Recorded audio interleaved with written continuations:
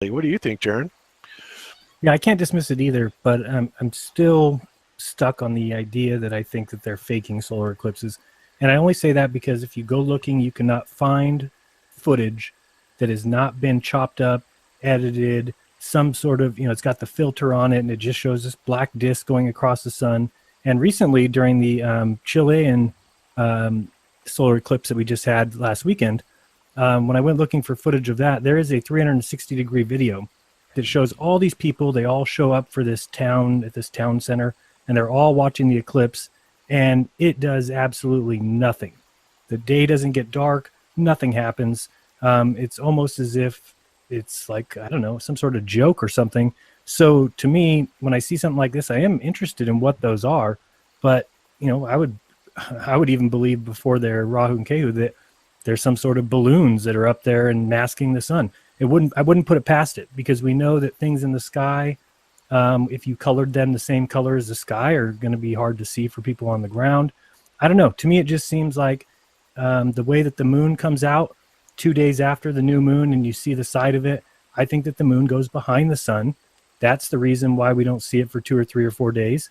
And I think that in order to get people to believe in the whole heliocentric model, they have to fake solar eclipses. So for now, that's my belief until I see something that proves otherwise. But I haven't seen, there would be footage of solar eclipses if they were as simple as the moon comes over and gets in the way of sun. There would be tons of footage, and there's not. I challenge anybody, go looking through YouTube.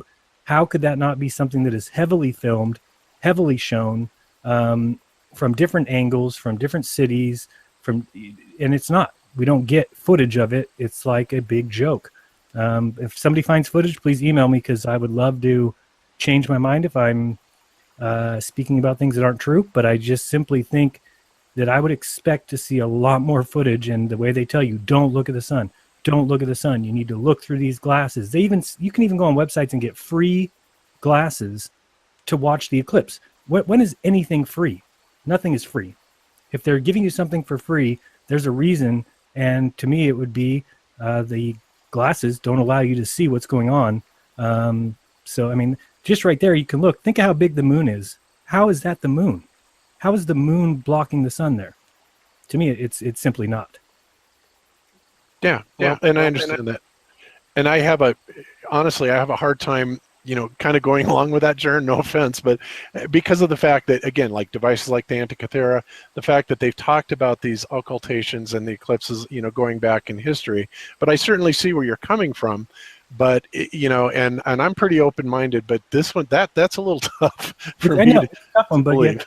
Too, that the Antikythera, I mean, you haven't investigated it, just like I haven't, to look into, does it really talk about solar eclipses, or is that something that they would add to make you think that solar eclipses have always happened? Same thing with ancient writings. Again, it's very easy. We don't have ancient writings. We don't have ancient books. That they've been rewritten, they've been changed. And so, until I see evidence besides what we're given, I mean, there would be more evidence of solar eclipses. So I know it sounds crazy, and I'm not saying I'm right. I could be very, very wrong. It's just, to me, the fact that you can't see the moon until it gets on top of the sun doesn't seem to be correct. If it was as far away as they say, and the sun was as far away as they say, then you would see the side of the moon as it approached the sun. If it was above it or below it at new moon, you'd be able to see it. We don't see any of that. In my opinion, it's because you can't see something that's behind the sun. So, but I totally understand what you're saying. And if it was somebody else saying it, and I would probably have a problem with it too. I'm just saying I can't get off that idea, because I've not been given evidence that tells me that, and it just makes sense to me that would be the kind of thing that they need to change. That they can't have the moon go behind the sun. It completely it breaks down their whole theory. So I don't know. Yeah, well, who knows? I mean, I'm certainly not going to say you're right or wrong either way. All I know is that, given this visual evidence, it's very, very interesting, as to what these objects actually are. And it is also very interesting that it seems to go, back with the tales of Rahu and Ketu and how they're described in Vedic cosmology and other, I'm sure other lore as well. So, you know, again, who knows? We are in an area where we don't know so much about our world because it's being concealed from us. And, you know, we can't all just, you know, jump right up and go on our rocket ship and do this. And of course, I don't believe that NASA really can either, but they can get much higher than we can, and they can spend millions and billions in hardware that can at least get them much closer to what's going on here. And this would be great, you know, if, boy, this would be quite a project if somebody, you know, in another solar eclipse, if we could actually get on board one of these flights. But I tend to think that this may have been propaganda anyway, because the original footage of this, many people don't know this, but they were actually seen getting on a different airplane. It didn't have those end wingtips, you know, up. It was clearly a different plane. And, you know, when you look at this entire footage, you know, from the alleged source of it, it is very broken up, and it doesn't make a lot of sense, and it looks like it is clearly a deception. And that's why this year's eclipse is so important, because we have to remember, I mean, the last one in the continental United States was before I was born. So, you know, that's quite a long time to go without getting to really see what's going on. So we need, you know, people to put balloons up, people to be filming different areas and just really checking out exactly what happens.